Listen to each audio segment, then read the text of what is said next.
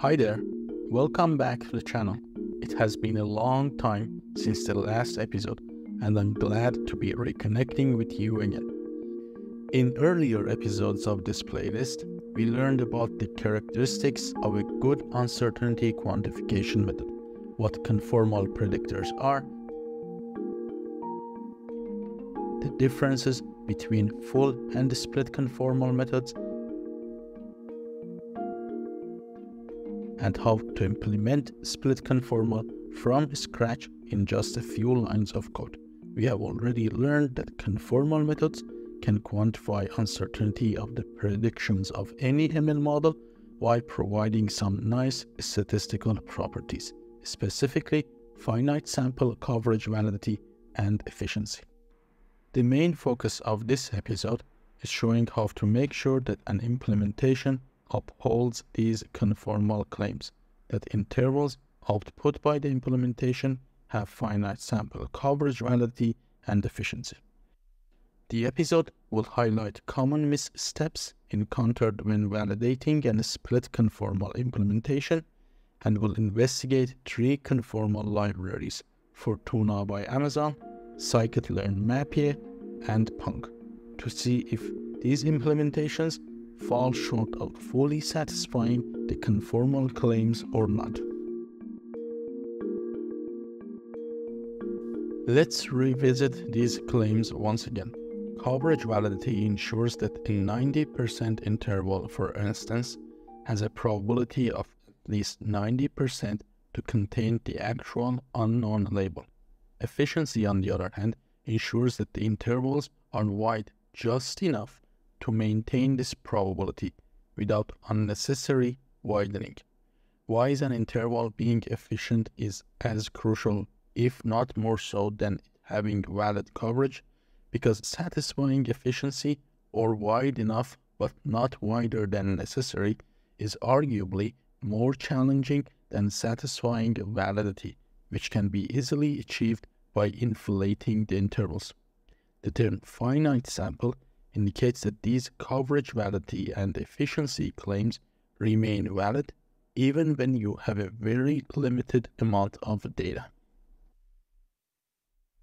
These conformal claims are backed by theoretical but still highly intuitive proofs that utilize only the exchangeability assumption. But those proofs are not what we will focus on here. Instead, we will discuss the empirical process that one needs to follow to show that the results output by a conformal code respect these properties. Understanding this process of empirical validation is crucial for several reasons. It's essential for developers to empirically validate their implementations to ensure they are error-free. Consumers of conformal prediction intervals can use this process to independently verify these claims. Applying the process to real-life datasets allows one to assess whether a dataset exhibits exchangeability or not. But executing this empirical validation properly, and the keyword here is properly, is by no means an easy task. In fact, there are some common missteps that I hope through this episode we can learn to avoid. Let's begin by reformalizing the coverage validity claim. As we have discussed in the previous episodes, the intervals constructed by the split conformal method exhibit valid coverage. What this means that a given test point xt, our code uses a calibration set dc to construct an interval gamma for the test point xt. If the code is error-free, the probability that the true unknown target value yt falls within our interval exceeds the requested confidence level denoted by delta. Finite sample validity means that this inequality holds even when the size of the calibration set we use to construct gamma is small. In other words, for the inequality to hold, our calibration set does not need to be large.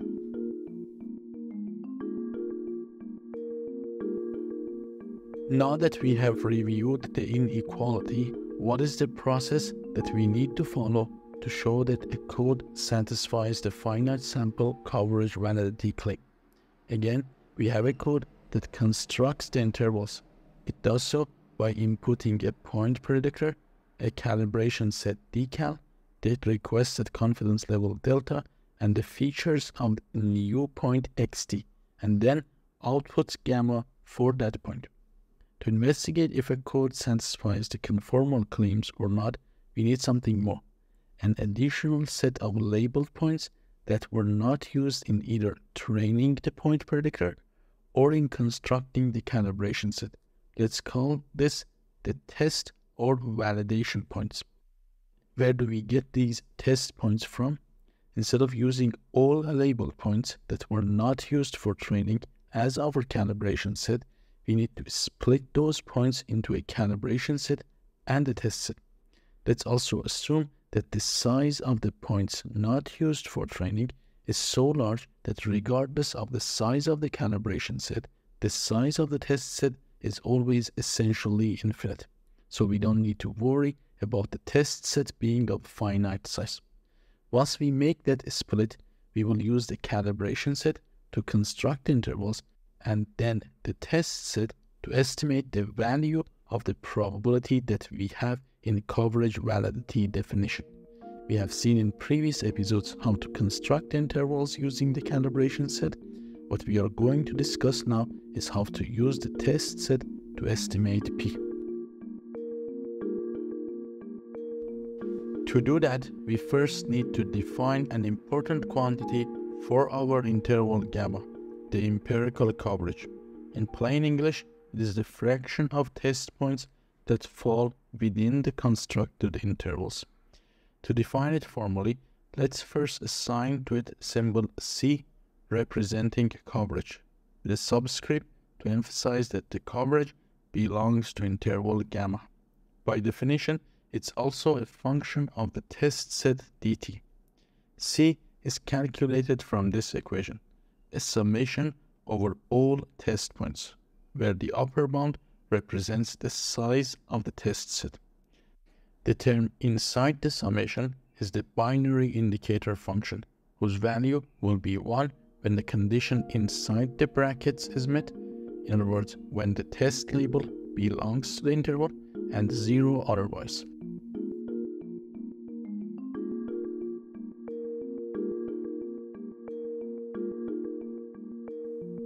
Now that we have the formal definition of coverage validity and empirical coverage, we are finally ready to start discussing how to investigate if a code satisfies coverage validity or not.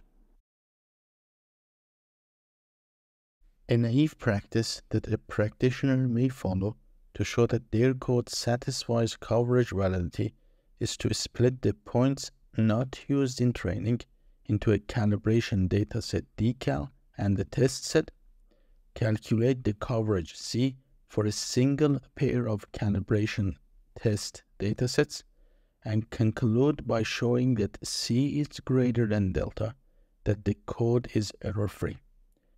Comparing fixed calibration coverage C, the coverage calculated on one split, with delta is flawed because C does not estimate the P we have in the coverage validity inequality, but a different probability that we will talk about more in the next episodes. Therefore, it being above a delta is not a confirmation of even just coverage validity, let alone code being error-free. In fact, it may be below delta even when everything is implemented correctly. This is what we saw in the previous episode, where the fraction of test points that fell within the intervals was about 0.8, whereas delta was 0.9. So C being below delta is not a sign of a problem in the implementation. As we will see in the next episodes, the smaller the size of the calibration set, the more likely it is to observe C to be below delta even when implementation is error-free. This last statement may lead one to naively believe that when the calibration set is large, they can get away by comparing the fixed calibration coverage C, the coverage calculated using a fixed calibration dataset, against delta, and conclude that code is error-free by showing C is greater than delta. In other words, the practice of comparing C with delta is flawed regardless of how large the calibration dataset is. Specifically, there are two problems with this practice. First, making the comparison on a large calibration set sacrifices the keyword finite sample in the finite sample validity claim. Remember, finite sample means the coverage should be valid even when the calibration set is small.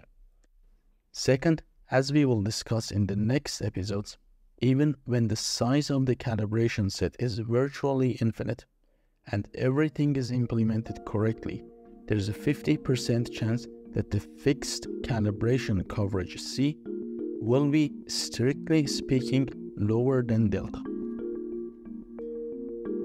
So, in our process of empirically proving the finite sample coverage validity of code results, we now know that we cannot rely on just PUN split into calibration and test sets, because the coverage calculated that way does not estimate the P we have in the coverage validity inequality. So, what should we do instead? The answer is, instead of just one, we need to do multiple splits. Let's call the number of splits capital S. This will give us multiple calibration and test sets. We then repeat the previous process of calculating the coverage C for each pair of calibration tests datasets. This will give us multiple C values, each corresponding to a different split. Take the average and call it C bar.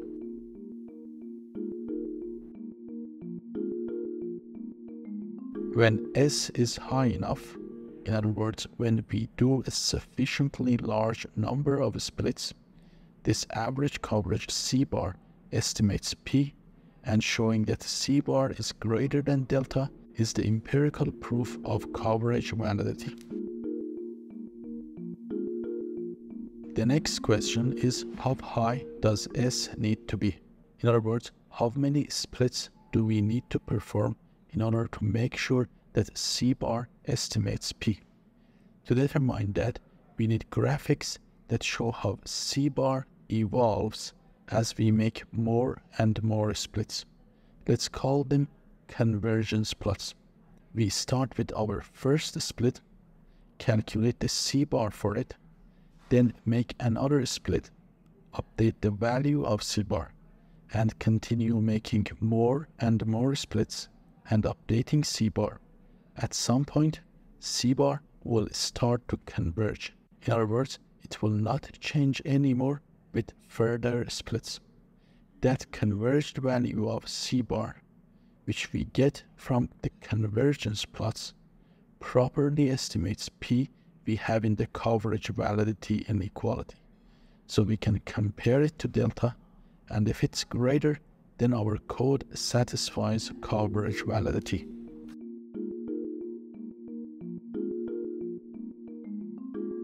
Finite sample validity means that the converged mean empirical coverage, again, converged mean empirical coverage we calculate this way, should be greater than delta even when the calibration set is small. Now, let's do a quick recap of the things we have learned so far. In order to empirically prove a finite sample validity, regardless of how large the size of the dataset not used for training is or isn't, we have to split it multiple times into calibration and test sets, calculate the empirical coverage for each split, take the average of those empirical coverages, and continue doing more splits until the mean coverage C bar converges. In other words, it does not change anymore with further splits. Showing that the converged value is greater than delta is an empirical proof that the coverage validity holds.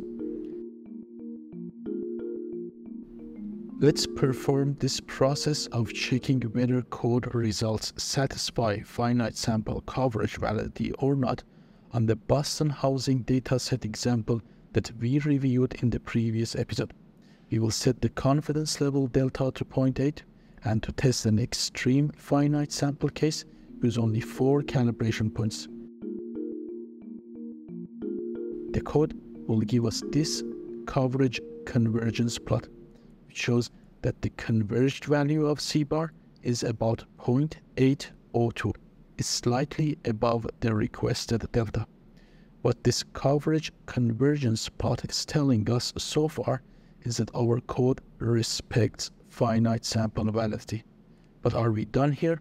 Is that enough to conclude that the implementation of a split conformal is error-free? No, because this does not tell anything about the efficiency of the intervals. We already know that a correctly implemented split conformal results in intervals that are not only valid, but also efficient, showing coverage validity, and from that alone, concluding that an implementation is correct is the next misstep that should be avoided. Let's now formalize this efficiency. We previously had the inequality corresponding to coverage validity. Efficiency of the intervals means that the probability here is not arbitrarily high, but has an upper bound that is equal to delta plus 1 over size of the calibration set plus 1. You can refer to episode number 4 to see where the relation for the upper bound is coming from. Again, what the upper bound is telling is that the P is not arbitrarily high, but high just enough to be greater than the requested delta. Note that the higher the size of the calibration set n, the closer the two bonds to each other.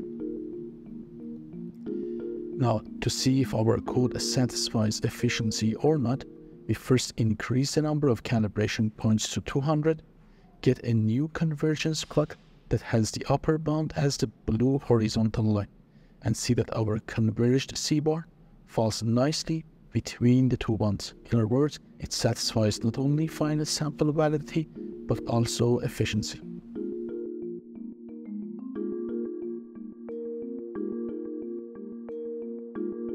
Let's do another recap. We have the inequalities showing coverage validity and efficiency. To estimate P, we have to perform a multiple calibration test splits, construct intervals using calibration points, calculate their empirical coverage on the test points, keep doing more splits until the average of empirical coverages converges. Then we need to show that the converged value is between the lower and upper bounds. While showing that these two inequalities are satisfied is already a great accomplishment, we can go one step further. See, the way these two inequalities are written should not be interpreted as P being allowed to take any value between the two bonds. Instead, for reasons that we discussed in episode 4a, P takes a very specific value that happens to be between the two bonds. In other words, P cannot be anywhere between them. It has to be at a specific point given by the highlighted term. This can be used to more rigorously validate any implementation. Our average coverage has to converge the ceiling of n plus 1 times delta divided by n plus 1.